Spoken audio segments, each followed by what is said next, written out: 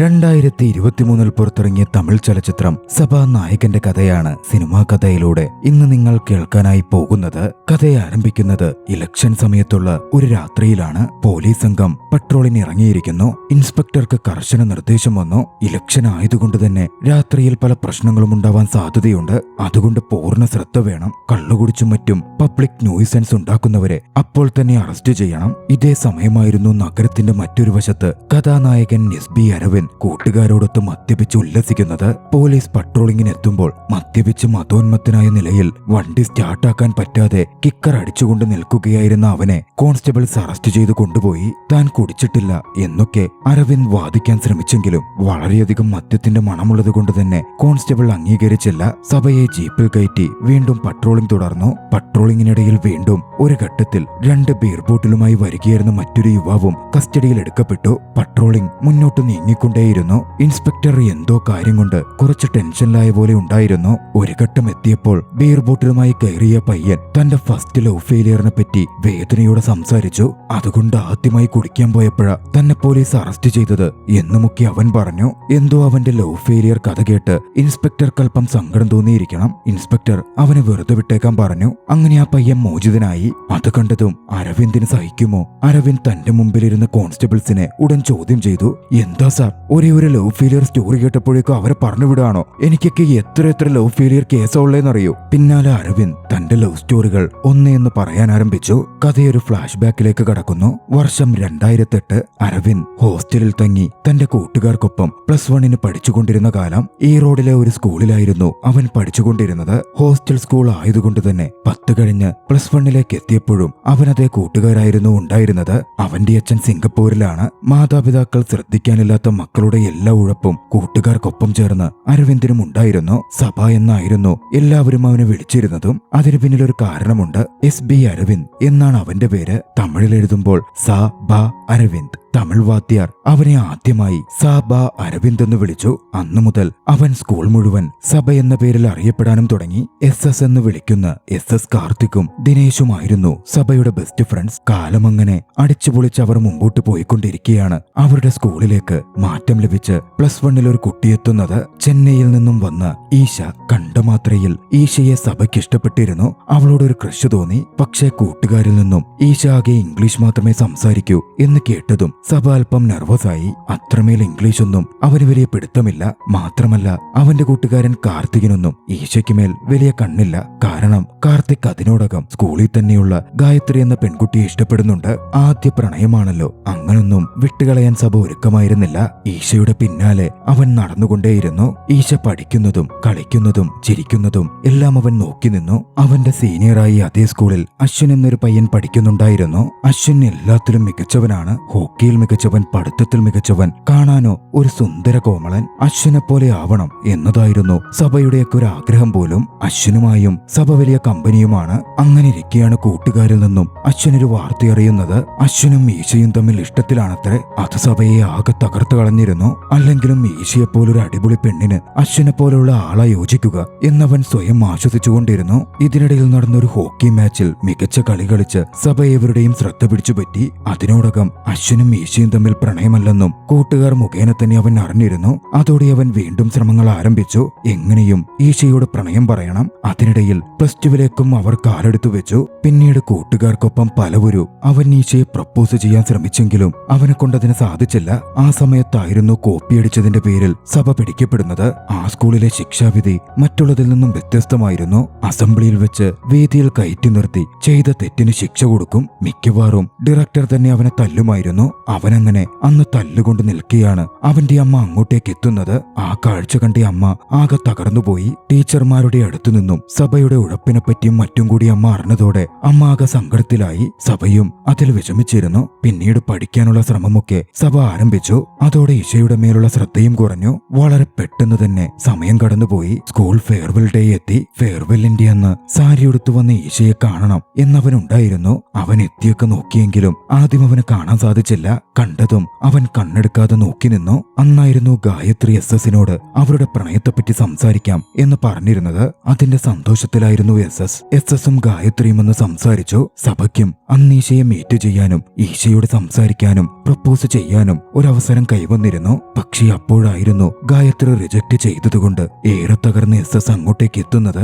ഈശയ്ക്ക് അടുത്തേക്ക് പോണോ, തന്റെ ബെസ്റ്റ് ഫ്രണ്ട് എസ്എസിന്റെ കൂടെ നിൽക്കണോ എന്നൊരു ധർമ്മസങ്കടം സഭയുടെ ഉള്ളിലേക്ക് വന്നു. സഭ എസ്എസിനെയായിരുന്നു ചൂസ് ചെയ്തത്. അന്നായിരുന്നു അവൻ ഏറ്റവും ഒടുവിലായി ഈശയെ കാണുന്നതും. എസ്എസ് മദ്യപിച്ച് പ്രണയത്തെപ്പറ്റി ഓരോന്ന് പറഞ്ഞുകൊണ്ടേയിരുന്നു. സഭയുടെ മനസ്സിലൂടെ താൻ കണ്ട ഈശയുടെ മുഖം ഓടിക്കൊണ്ടിരുന്നു. ഒരിക്കലും തുറന്നു പറയാൻ പറ്റാതെ പോയ പ്രണയമോർത്ത് അവന്റെ കണ്ണുകളിലൂടെ കണ്ണുനീർ ഒഴുകിയിറങ്ങി. അത്രയും കഥ കേട്ടതും കഥ കേട്ടിരുന്ന കോൺസ്റ്റബിൾസും വല്ലാതെ ഇമോഷണലായി. അവരും തങ്ങളുടെ ആദ്യ പ്രണയത്തെപ്പറ്റിയൊക്കെ പറഞ്ഞു. വീണ്ടും സഭയുടെ ജീവിതത്തിൽ പ്രണയമുണ്ടായോ എന്നതിനെപ്പറ്റി ചോദിച്ചപ്പോൾ സഭ തുടർന്നു പറയാൻ തുടങ്ങി. +2 പഠനത്തിന് ശേഷം സഭയും എസ്എസും കൂടി കോളേജിൽ ജോയിൻ ചെയ്തു. കോയമ്പത്തൂരിലുള്ള ഒരു എഞ്ചിനീയറിംഗ് കോളേജിൽ. സഭയുടെ ബന്ധുക്കളുടെ വീടൊക്കെ അടുത്തുണ്ടെങ്കിലും അപ്പോഴും അവൻ കോളേജ് ഹോസ്റ്റലിൽ തന്നെയായിരുന്നു നിന്നത്. പഠനം ആരംഭിച്ചപ്പോൾ സഭയ്ക്ക് പാർട്ട്ണറായി കിട്ടിയതോ ഏറെ സുന്ദരിയായ ഒരു പെൺകുട്ടിയെ. ബാക്കി എല്ലാവർക്കും അത് കണ്ട് സഭയോട് അല്പം ദേഷ്യവും കുശുമ്പും ഇല്ലാതിരുന്നില്ല. അങ്ങനെയിരിക്കെ ഒരു ലാബ് എക്സ്പെരിമെന്റ് ദിവസം ആ പെൺകുട്ടി ബ്യൂററ്റ് ലീക്കാകുന്നു കണ്ട് ദേടാ ലീക്കാകുന്നു എന്ന് പറഞ്ഞു. സഭ പെട്ടെന്ന് എവിടെയെന്ന് ചോദിച്ച് തന്റെ പാന്റ് തപ്പി നോക്കി. ആ പെൺകുട്ടി ചിരിച്ച് ബ്യൂററ്റ് ക്ലോസ് ചെയ്തു. സഭയെയും ആ പെൺകുട്ടിയെയും ശ്രദ്ധിച്ചു നിന്നവർക്ക് അത് വലിയൊരു തമാശയ്ക്കും സഭയ്ക്ക് പുതിയ വട്ടപ്പേരിനും വകവെച്ചിരുന്നു. ലീക്ക് എന്നായിരുന്നു അത്. സഭയുടെ കാര്യം അതോടെ ആകെ പരുങ്ങലിലായി. പിന്നീട് ആരുമായും അടുക്കുവാൻ അവനൊരു ധൈര്യം വന്നില്ല. അങ്ങനെയിരിക്കെയായിരുന്നു പ്രേമിക്കാൻ ഒരു പെൺകുട്ടിയെ അവൻ തന്നെ കണ്ടെത്തുന്നത്. IT ഡിപ്പാർട്ട്മെന്റിൽ പഠിക്കുന്ന റിയ എന്ന പെൺകുട്ടി. പക്ഷേ ഡിപ്പാർട്ട്മെന്റുകൾക്കിടയിൽ തന്നെ പോട്ടിയുണ്ടല്ലോ. വേറെ ഡിപ്പാർട്ട്മെന്റിലെ പയ്യൻ തങ്ങളുടെ ഡിപ്പാർട്ട്മെന്റിൽ വന്ന് പ്രേമിക്കണ്ട എന്ന ഭാവമായിരുന്നു ITയിലെ പയ്യന്മാർക്കുണ്ടായിരുന്നത്. IT ഡിപ്പാർട്ട്മെന്റിലുള്ള ഒരുത്തനാണെങ്കിൽ അവളെ പ്രണയിക്കുന്നുമുണ്ട്. അതിന്റെ പേരിൽ റിയയും അവരിൽ നിന്ന് അല്പം ടോർച്ചർ ഏറ്റുവാങ്ങിയിരുന്നു. അതുകൊണ്ട് തന്നെ സഭ ക്യാൻറ്റീനിൽ ചെന്ന് അവളെ നോക്കിയിരിക്കെ സഭയ്ക്ക് അടുത്തു ചെന്ന് എന്റെ പിറകെ ഇങ്ങനെ നടക്കുന്നത് എന്തിനാ എന്ന് ചോദിച്ച് റിയ ദേഷ്യപ്പെട്ടു. പക്ഷേ സഭയുണ്ടോ പിന്മാറുന്നു. റിയയുടെ പിന്നാലെ തന്നെ പോയി അവളുടെ വീടിന് പുറത്തുനിന്ന് അവളെ നോക്കിക്കൊണ്ടു നിന്നു. കൂട്ടത്തിൽ IT ഡിപ്പാർട്ട്മെന്റിലെ പയ്യനും സംഘവുമുണ്ട്. അവരെ കണ്ട് റിയ അകത്തേക്ക് പോയി. സഭയും ബൈക്കെടുത്ത് പോരാൻ നിൽക്കുമ്പോഴാണ് സഭാണ്ണ എന്നൊരു വിളി കേൾക്കുന്നത്. സഭ തിരിഞ്ഞു നോക്കി. റിയയുടെ അനിയൻ വന്ന് സഭയെ വിളിച്ചുകൊണ്ടിരിക്കുന്നു. റിയയുടെ അനിയനും സഭയും തമ്മിൽ പണ്ട് തൊട്ടേ പരിചയമുണ്ട്. ഹോക്കി മുഖേനയുള്ള ബന്ധമാണ്. റിയയുടെ അച്ഛൻ പോലീസ് ഇൻസ്പെക്ടറിനും സഭയെ അറിയാമായിരുന്നു. നന്ദു എന്ന പയ്യനെ കണ്ടതും സഭ ചോദിച്ചു, നന്ദു നീ എന്താടാ ഇവിടെ? അണ്ണാ ഇത് നമ്മുടെ വീടല്ലേ? നമ്മുടെ വീടോ? കേൾക്കേണ്ട താമസം. സഭ അകത്തേക്ക് കയറി ചെന്നു. സെക്കൻഡ് ഫ്ലോറിൽ വാടകയ്ക്കായിരുന്നു അവർ താമസിച്ചിരുന്നത്. സഭ അങ്ങോട്ട് ചെല്ലുന്നു കണ്ട് റിയ ആദ്യം പരിഭ്രാന്തിപ്പെട്ടെങ്കിലും നന്ദുവിന്റെ ഫ്രണ്ടാണെന്ന് അറിഞ്ഞതും അവൾക്കല്പം ആശ്വാസം തോന്നി. റിയയുടെ അമ്മയുമായും സഭ സംസാരിച്ചു. റിയയെ അറിയാത്ത പോലെ ആദ്യമായി കാണുന്ന പോലായിരുന്നു അമ്മയ്ക്ക് മുമ്പിൽ വെച്ച് സഭ പെരുമാറിയതും. വൈകാതെ റിയയുടെ അച്ഛനും വന്നു. സഭയോട് ഭക്ഷണം കഴിച്ചിട്ട് പോയാൽ മതിയെന്ന് പറഞ്ഞു. അവർ വിശേഷങ്ങളൊക്കെ പങ്കുവെച്ച് ഭക്ഷണം കഴിച്ച സന്തോഷത്തോടെ പിരിഞ്ഞു. പോവാൻ നേരം റിയയുടെ അച്ഛൻ സഭയോടൊരു വാക്കു പറഞ്ഞു, എപ്പോ വേണോലും ഇങ്ങോട്ട് വന്നോ മോനെ, ഇത് നിന്റെയും കൂടി വീടല്ലേ? കേട്ടപ്പോ സഭയുടെ മുഖത്തെ സന്തോഷം കാണണമല്ലോ. അവൻ റിയയെ ഒന്ന് നോക്കി. റിയയുടെ മുഖത്തും ചെറിയൊരു പുഞ്ചിരി ഉണ്ടായിരുന്നു. സന്തോഷത്തോടെ സഭ വീടിന് പുറത്തേക്കിറങ്ങിയപ്പോൾ വീടിന് ഫ്രണ്ടിൽ ഒരു പ്രശ്നം നടക്കുന്നു. അവിടുത്തെ ഒരു പെൺകുട്ടിയെ നോക്കാനെത്തിയ പയ്യനെ ഒരു ഗുണ്ടാസംഘം വന്ന് തന്റെ പെണ്ണാണെന്ന് പറഞ്ഞ് ആക്രമിക്കുകയും കോമ്പസ് ഉപയോഗിച്ച് കണ്ണ് കുത്തിപ്പൊട്ടിക്കുകയും ചെയ്യുന്നു.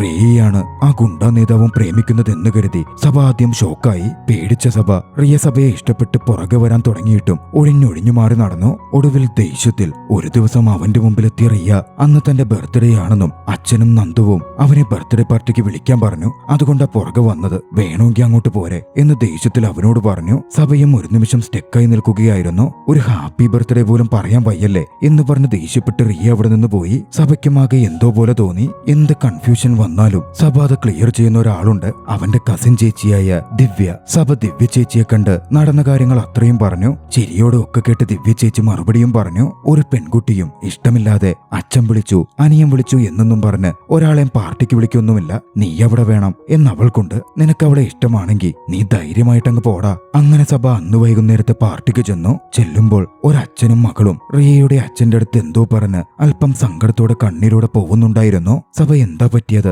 എന്ന് റിയയുടെ അച്ഛനോട് ചോദിച്ചു. അവർ താഴെ താമസിക്കുന്നവരാണെന്നും ആ പെണ്ണിനെ പ്രേമിക്കുന്നു എന്ന പേരിൽ വീടിന്റെ പുറത്തൊരു പ്രശ്നം നടന്നു. ഗുണ്ടയായിട്ടുള്ള ഒരുത്തൻ ഒരു പയ്യന്റെ കണ്ണുകുത്തി. അത് പോലീസ് കേസൊന്നും ആവാതെ കൊച്ചിന് പ്രശ്നം വരാത്ത രീതിയിൽ നോക്കണമെന്ന് പറയാൻ വന്നതാ എന്ന് റിയയുടെ അച്ഛൻ പറഞ്ഞു. കേട്ടപാടെ സഭയുടെ സന്തോഷം കാണണം. ഓ, അത് ഈ പെൺകൊച്ചിന് വേണ്ടിയിട്ടായിരുന്നല്ലേ? അവൻ ചിരിയോടെ അതങ്ങ് പറഞ്ഞതും അങ്ങോട്ടേക്ക് ഡ്രിങ്കുമായി വന്ന റിയ അവന്റെ മുഖവും ആ സംഭവവും കണ്ടിരുന്നു. റിയക്ക് കാര്യം വ്യക്തമായി എന്തുകൊണ്ടാണ് സഭ ഒഴിഞ്ഞുമാറി നടന്നതെന്ന്. പിന്നെ അങ്ങോട്ടേക്ക് റിയയെ സമാധാനിപ്പിക്കാനും അവളെ ഇഷ്ടപ്പെടുത്താനും സഭ അവളുടെ പിറകെ നടക്കാൻ തുടങ്ങി. പക്ഷെ റിയ ദേഷ്യത്തിലായിരുന്നു.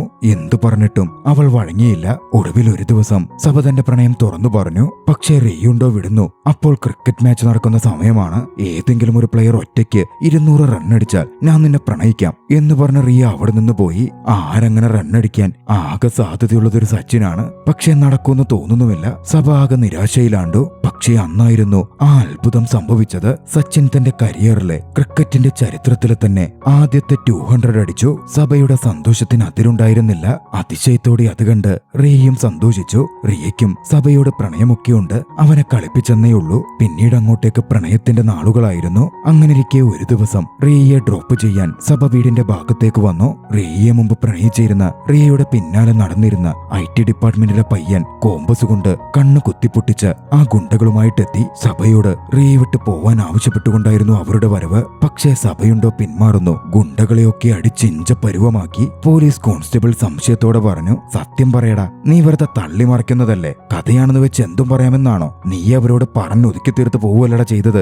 ഞാൻ അടിച്ചു സാർ എന്നൊക്കെ പറഞ്ഞ് സഭ വിട്ടുകൊടുത്തില്ല. കോൺസ്റ്റബിൾസ് അത് വിശ്വസിച്ചതുമില്ല. അടുത്ത ദിവസം പ്രശ്നമുണ്ടാക്കാൻ വന്ന IT ഡിപ്പാർട്ട്മെന്റിലെ പയ്യനെ ചോദ്യം ചെയ്യാൻ സഭയുടെ കൂട്ടുകാരെത്തി. ആ സമയമായിരുന്നു റിയ ആവടി പോകുന്നത്. IT ഡിപ്പാർട്ട്മെന്റിൽ തന്നെയുള്ള മറ്റൊരു പയ്യൻ അവിടെ ഉണ്ടായിരുന്നു. ആ പയ്യനെ തങ്ങൾക്കിടയിൽ ദൂതായി ഉപയോഗിക്കാം എന്ന് കരുതി അവരിരുവരെയും സഭ പരിചയപ്പെടുത്തി കൊടുത്തു. ഗോകുൽ എന്നായിരുന്നു ആ പയ്യന്റെ പേര്. പെട്ടെന്ന് അവൻ അവിടെ നിന്ന് കഥ സ്കിപ്പ് ചെയ്ത് ബേട്ടൊക്കെ കഴിഞ്ഞ് താൻ സിംഗപ്പൂരിൽ പോയെന്നും അവിടെ വെച്ചൊരു പെൺകുട്ടിയെ പരിചയപ്പെട്ടെന്നും പറഞ്ഞു. കോൺസ്റ്റബിൾസ് ഉടൻ ചോദിച്ചു, അപ്പൊ റിയ എന്തായി? അതല്ലേ സാർ പറഞ്ഞേ ഗോകുലിനെ പരിചയപ്പെടുത്തിയെന്ന്. പിന്നെ പറയണ്ടല്ലോ, അവര് തമ്മിൽ പ്രണയത്തിലായി. എന്റെ ആ പ്രണയവും നഷ്ടപ്പെട്ടു എന്നായിരുന്നു സഭയുടെ മറുപടി. അടുത്ത ലവ് ഫെയിലിയർ. പിന്നെ സിംഗപ്പൂരിലെ പെൺകുട്ടിയുമായുള്ള പ്രണയം അത് സക്സസ് ആയോ? കോൺസ്റ്റബിൾസ് ചോദിച്ചെങ്കിലും അതെവിടുന്ന് സക്സസ് ആവാൻ സാർ? ചെറിയൊരു വെക്കേഷന് പോയപ്പോ സംഭവിച്ചതല്ലേ. ലോങ് ഡിസ്റ്റൻസ് റിലേഷൻഷിപ്പ് ഒന്നും ശരിയാവേയില്ല. അതും അപ്പോ തന്നെ പൊളിഞ്ഞുപോയി. പിന്നെ താൻ വീണ്ടും തിരികെ വന്നു. MBA എൻട്രൻസിന് വേണ്ടി പഠിക്കുകയും MBAക്ക് വേണ്ടി പ്രിപ്പയർ ചെയ്യാൻ ആരംഭിക്കുകയും ചെയ്തു. SS-നൊപ്പം ഒരു അപ്പാർട്ട്മെന്റിലായിരുന്നു അവനും താമസിച്ചിരുന്നത്. SS-ന് നിരവധി സപ്ലി ഉള്ളതുകൊണ്ട് അവൻ പിന്നീട് ഒന്നും ചെയ്തിട്ടില്ല. ഡോക്ടർ ആവണം എന്നൊക്കെ വീഡിയോ കണ്ട് SS വായിട്ടലയ്ക്കുമായിരുന്നു. അവരപ്പോൾ ചെന്നൈയിലായിരുന്നു ഉണ്ടായിരുന്നത്. സഭയുടെ കസിൻ ചേച്ചി ദിവ്യ ഫാഷൻ ഡിസൈനിങ് ഒക്കെ പഠിച്ചു കഴിഞ്ഞ് അവിടെ ഒരു ബൊട്ടിക് തുടങ്ങിയിരുന്നു. അവിടെ പോയാൽ നന്നായി വായി നോക്കാമല്ലോ എന്ന് കരുതി സഭ എപ്പോഴും അവിടെ ചെല്ലും. അങ്ങനെ ചെന്ന ഒരു ദിവസമായിരുന്നു എടുത്ത വസ്ത്രത്തിൽ ചെറിയ പ്രശ്നവുമായി അത് ചേഞ്ച് ചെയ്യാൻ വന്ന ഈശയെ വീണ്ടും അവൻ കണ്ടുമുട്ടുന്നത്.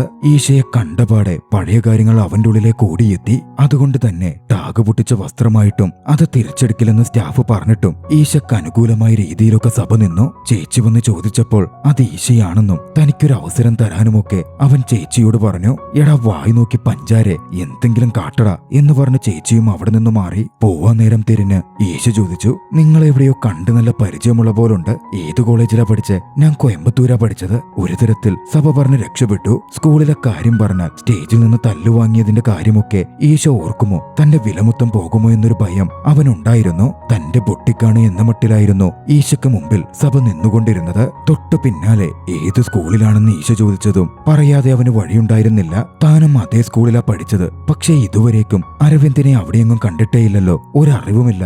എന്തായാലും കണ്ടതിൽ സന്തോഷം എന്ന് പറഞ്ഞ് ഈശ പോവാനിറങ്ങിയതും അങ്ങോട്ടേക്ക് ഗായത്രി കയറി വന്നു. ഗായത്രി അരവിന്ദിനെ കണ്ടിട്ടുണ്ട്. SS ഗായത്രിയായിരുന്നല്ലോ പ്രപ്പോസ് ചെയ്തത്. പക്ഷെ അരവിന്ദിനെ ഒരുപാട് പരിചയമൊന്നും ഗായത്രിക്ക് ഉണ്ടായിരുന്നില്ല. കളിയാക്കുന്ന രീതിയിൽ SS ഇപ്പോൾ എന്ത് ചെയ്യുക? അവനെപ്പോലുള്ള ഉടപ്പന്മാരൊക്കെ നശിച്ചേ പോയിട്ടുണ്ടാകൂ എന്ന് ഗായത്രി ചോദിച്ചു.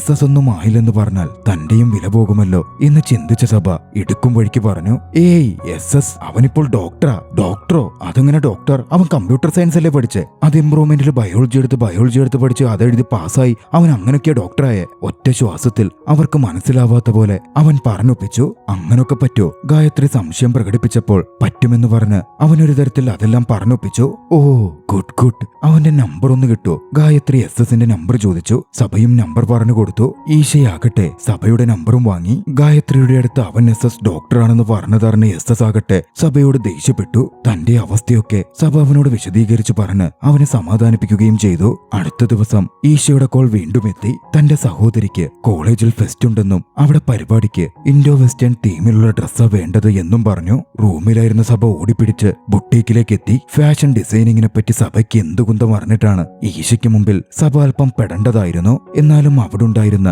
ചേച്ചിയുടെ സഹായത്തോടെ സഭ അത് മാനേജ് ചെയ്തു. ആ മത്സരത്തിൽ ഈശയുടെ സഹോദരി വിജയിച്ചതോടെ പാർട്ടി നടത്തിയപ്പോൾ അവർ പാർട്ടിക്ക് സഭയെയും ക്ഷണിച്ചു. പതിയെ പതിയെ സഭയും ഈശയും തമ്മിലുള്ള പരിചയം വളരുകയും സൗഹൃദം വളരുകയും ചെയ്തുകൊണ്ടിരുന്നു. കാണുന്നവർക്ക് അവർ കാമുകന്മാരാണെന്ന് തോന്നുന്ന തരത്തിൽ അവരുടെ സൗഹൃദം അത്രമേൽ വളർന്നു. അതിനിടയിൽ അവൾക്ക് അവനെ ഇഷ്ടമാണെന്ന് തോന്നുന്നു എന്ന ദിവ്യ ചേച്ചിയുടെ പോസിറ്റീവ് റിപ്പോർട്ടും കിട്ടി. ഈശയുടെ അച്ഛനും അമ്മയുമായും പോലും സഭ പരിചയപ്പെട്ടു. അവർക്കും സഭയെ ഒരുപാട് ഇഷ്ടപ്പെട്ടിരുന്നു. ആ സമയത്തായിരുന്നു മറ്റൊന്ന് സംഭവിക്കുന്നത്.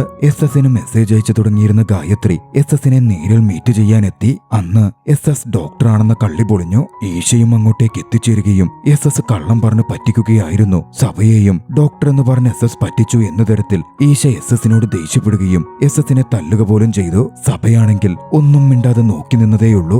SS തന്റെ കൂട്ടുകാരനെ ഒറ്റക്കൊടുത്തില്ല. അന്ന് രാത്രിയിൽ കൂട്ടുകാരൊക്കെ ഒന്നു ചേർന്ന് പ്രണയത്തെ പറ്റിയൊക്കെ സംസാരിക്കാൻ തുടങ്ങി. പണ്ട് തേച്ചിട്ട് പോയവള ഇപ്പൊ ഡോക്ടറായി പൈസയൊക്കെ ആയെന്നറിഞ്ഞപ്പോ വീണ്ടും പ്രണയം പുതുക്കാൻ വേണ്ടി വന്നേക്കുന്നു. ഒക്കെ ഗോൾഡ് ഡിഗേഴ്സാ SS മദ്യപിച്ചുകൊണ്ട് പറഞ്ഞു. പിന്നാലെ ഈശ തന്നെ തല്ലിയതുകൊണ്ട് ഈശയോ അതോ താൻ വേണോ എന്ന് സഭയോട് തീരുമാനിക്കാനും ആവശ്യപ്പെട്ടു. ഫ്രണ്ട്ഷിപ്പിന്റെ അടിപൊളി മുഹൂർത്തങ്ങൾ SS എണ്ണി പറഞ്ഞതും സഭ അതിൽ വീണു. ഈശയെ റിജക്ട് ചെയ്യുന്നു, ഇഷ്ടമല്ലെന്ന് പറയുന്നു, ഇനിയൊരു കമ്പനിയുമില്ലെന്ന് പറയാൻ തീരുമാനിച്ച് SS പറഞ്ഞ പോലെ സഭ ഒരു വീഡിയോ റെക്കോർഡ് ചെയ്യാൻ തുടങ്ങി. പക്ഷെ പറയുന്ന കൂട്ടത്തിൽ പണ്ട് സ്കൂളിൽ നടന്ന എല്ലാ കാര്യങ്ങളും ഫെയർവെല്ലിന് പ്രപ്പോസ് ചെയ്യാൻ വന്നപ്പോൾ SS ഗായത്രി റിജക്ട് ചെയ്തതുകൊണ്ട് SS പോയതുമൊക്കെ അവൻ പറഞ്ഞു. അത് കേട്ട് SS വല്ലാതെ ഇമോഷണലായി. ശരിക്കും അന്ന് അങ്ങനെ നടന്നിരുന്നോ എന്ന് സഭയോട് ചോദിച്ചു. അതേ എന്ന് സഭ പറഞ്ഞു. അതോടെ റെക്കോർഡിംഗ് അവിടെ നിർത്തി. കൂട്ടുകാരൊക്കെ കെട്ടിപ്പിടിച്ച് സ്നേഹം പങ്കുവെച്ചു. അതിനോടകം അച്ഛനും അമ്മയും ചേർന്ന് സഭയ്ക്ക് ചെന്നൈയിൽ ഒരു ഫ്ളാറ്റ് വാങ്ങിയിരുന്നു. അതിന്റെ ഗ്രഹപ്രവേശ ചടങ്ങായിരുന്നു വൈകാതെ നടക്കാനിരുന്നത്.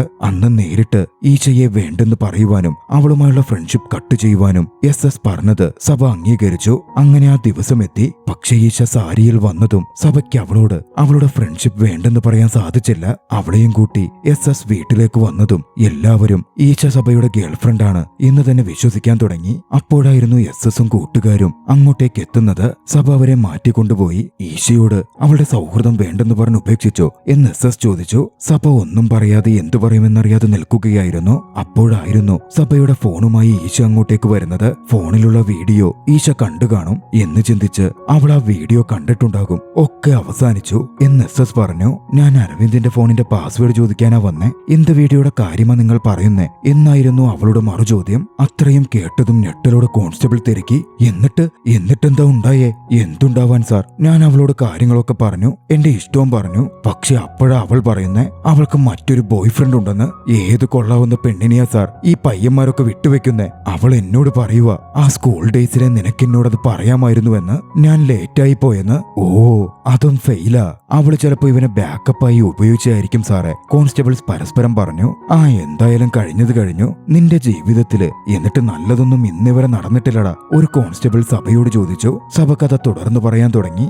സഭ MBA പഠിക്കുവാൻ പോയി. അവിടെ SS അവൻ ജോയിൻ ചെയ്യാൻ എത്തിയത്. MBAക്ക് ജോയിൻ ചെയ്യുവാൻ ഒരു പെൺകുട്ടി എത്തിയിരുന്നു. കണ്ടപാടെ സഭക്ക് അവളെ ഇഷ്ടമായി. നമ്മൾ സ്നേഹിക്കുന്നതിനേക്കാൾ നമ്മൾ സ്നേഹിക്കുന്നവരെ അക്സെപ്റ്റ് ചെയ്യണം എന്ന തത്വത്തിലേക്ക് സഭ അപ്പോൾ എത്തിച്ചേർന്നിരുന്നു. മേഘ എന്നായിരുന്നു ആ പെൺകുട്ടിയുടെ പേര്. MBAയിൽ ഗ്രൂപ്പായിട്ടായിരുന്നു എല്ലാ കാര്യങ്ങളും ചെയ്യുക. സഭയുടെ ഗ്രൂപ്പിലേക്ക് മേഘ വന്നു ചേർന്നു. വളരെ പെട്ടെന്ന് തന്നെ സഭയെ മേഘയ്ക്ക് ഉൾക്കൊള്ളാൻ സാധിച്ചിരുന്നു. അവരിരുവരും വലിയ സൗഹൃദത്തിലായി. എന്നിരുന്നാലും പ്രണയം തുറന്നു പറയാൻ സഭയ്ക്ക് അപ്പോഴും മടിയായിരുന്നു. ഒരു ദിവസം മറ്റൊരു പയ്യനും മേഘയും ഇരുന്ന് സംസാരിക്കുന്നത് സഭ കണ്ടു. അവർ പ്രണയത്തിലായിരിക്കുമോ എന്നവൻ തെറ്റിദ്ധരിച്ചു. ദുഃഖത്തോടെ അവൻ SS വിളിച്ചെങ്കിലും SS അവനെ ആശ്വസിപ്പിച്ചു. സഭ റൂമിലെത്തിയപ്പോൾ പിന്നാലെ അങ്ങോട്ടേക്ക് മേഘയും കടന്നു വന്നു. അന്നവരെ ഞെട്ടിക്കുന്നൊരു സംഭവമുണ്ടായി. തന്റെ കൂടെ കണ്ട പയ്യൻ തന്നെ പ്രപ്പോസ് ചെയ്തതാണ് എന്ന് മേഘ അവനോട് പറഞ്ഞു. എന്തു പറയണമെന്ന് ചോദിച്ചപ്പോൾ നിനക്കെന്ത് തോന്നുന്നോ അത് പറയാനായിരുന്നു അവന്റെ മറുപടി.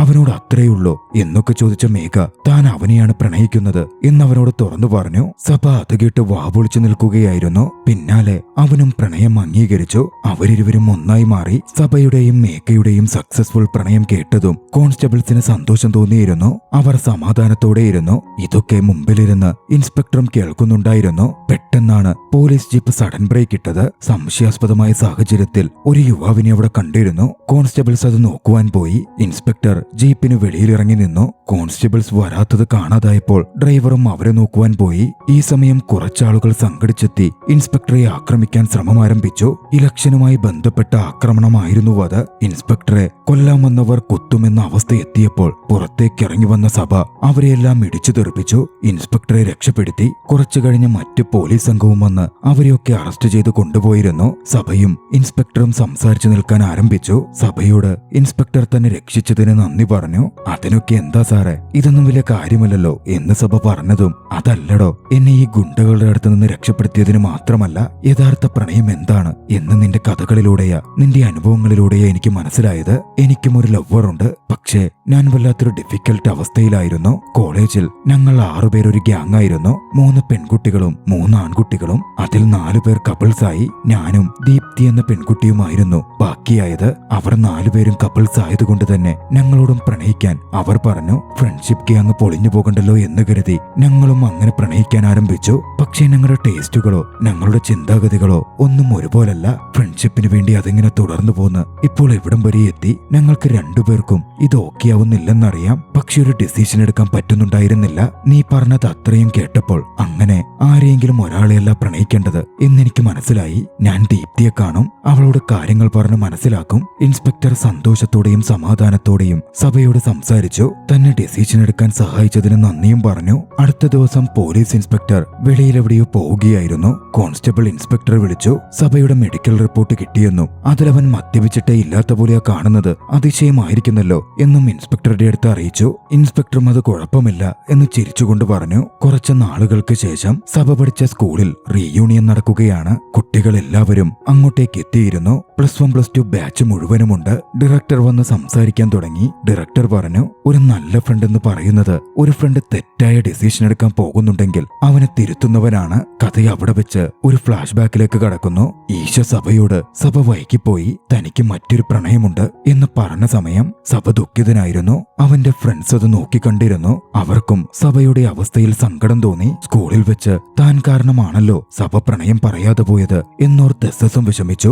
ഈശയുടെ കാമുകനെ പറ്റി അവർ തിരഞ്ഞു. വിഷ്ണു എന്ന പയ്യനായിരുന്നു അത്. പക്ഷേ അവർ തമ്മിൽ അത്ര അടുപ്പമില്ലാത്ത പോലെ എപ്പോഴും സഭയ്ക്ക് ഫീൽ ചെയ്തിരുന്നു.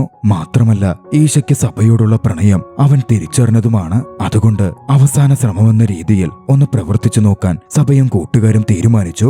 അങ്ങനെ ആ രാത്രിയിൽ അവരൊക്കെ പ്ലാൻ ചെയ്യുകയായിരുന്നു. സഭ തന്റെ വസ്ത്രത്തിൽ മദ്യമൊക്കെ തളിച്ച് പോലീസ് ഇൻസ്പെക്ടറായി മാറിയിരുന്ന വിഷ്ണു പോകുന്ന പട്രോളിന് മുമ്പിലെത്തി. ആ ജീപ്പിലും കയറി മറ്റൊരു ഫ്രണ്ടിനെ ബീർ ബോട്ടിലുമായി പറഞ്ഞുവിട്ട് പോലീസിന്റെ മുമ്പിൽപ്പെടുത്തി അവന്റെ ലവ് ഫെയിലിയർ കഥ പറയാൻ അവിടെ ഒരു അവസരമുണ്ടാക്കി. ആ കഥയ്ക്ക് പിന്നാലെ തന്റെ ലവ് ഫെയിലിയർ കഥകൾ പറയാനും തുടങ്ങി. യഥാർത്ഥ പ്രണയം എന്തെന്നും വിഷ്ണു കടന്നുപോകുന്ന പ്രശ്നങ്ങളെപ്പറ്റി വിഷ്ണുവിനെ ബോധ്യപ്പെടുത്താനും വേണ്ടി സഭ ശ്രമിച്ചതായിരുന്നു അതെല്ലാം. ഏറ്റവും ഒടുവിൽ സഭയ്ക്ക് അതിൽ വിജയം കാണാനും സാധിച്ചു. ഇൻസ്പെക്ടർ വിഷ്ണു കാമുകി ദീപ്തിയോട് കാര്യങ്ങൾ പറഞ്ഞു മനസ്സിലാക്കി പിരിഞ്ഞു. ദീപ്തിക്കും അതിൽ എതിർപ്പുണ്ടായിരുന്നില്ല. അതൊക്കെ സഭയും കൂട്ടുകാരനും ഒരു വശത്തിരുന്ന് നോക്കിക്കാണുന്നുണ്ടായിരുന്നു. കാരണം വിഷ്ണുവിന്റെ കാമുകി ദീപ്തി യാഥാർത്ഥ്യത്തിൽ ഈശയായിരുന്നു. ദീപ്തി എന്ന പേര് മാറ്റി വിഷ്ണു അറിയാതിരിക്കാൻ ഈശ എന്ന പേരിൽ സഭ അവതരിപ്പിച്ചെന്നേയുള്ളൂ. ദീപ്തിയോട് ഒക്കെ പറഞ്ഞ് മനസ്സിലാക്കി പിരിഞ്ഞിറങ്ങിയ ശേഷം വിഷ്ണു തന്നെ സഭയ്ക്ക് ഫോൺ ചെയ്തു. വീണ്ടും ഒന്നുകൂടി നന്ദി പറഞ്ഞു. മനസ്സിലെ ഭാരം ഇറക്കി വെച്ച പോലെ തോന്നുന്നുവെന്നും കൂട്ടിച്ചേർത്തു. എല്ലാം ഭംഗിയായി അവസാനിച്ച് കൂട്ടുകാരുമായി സഭ സംസാരിച്ചിരിക്കുമ്പോൾ പെട്ടെന്നൊരു കൂട്ടുകാരൻ ചോദിച്ചു, ഒക്കെ തന്നെ, പക്ഷെ നീ ഏറ്റവും ഒടുവിൽ MB എന്ന് പറഞ്ഞിട്ടൊരു കഥ പറഞ്ഞില്ലേ, നിന്നെ പ്രേമിക്കുന്നൊരു പെങ്കൊച്ചിന്റെ, അതെന്താ കാര്യം? ഉടൻ സഭ പറഞ്ഞു.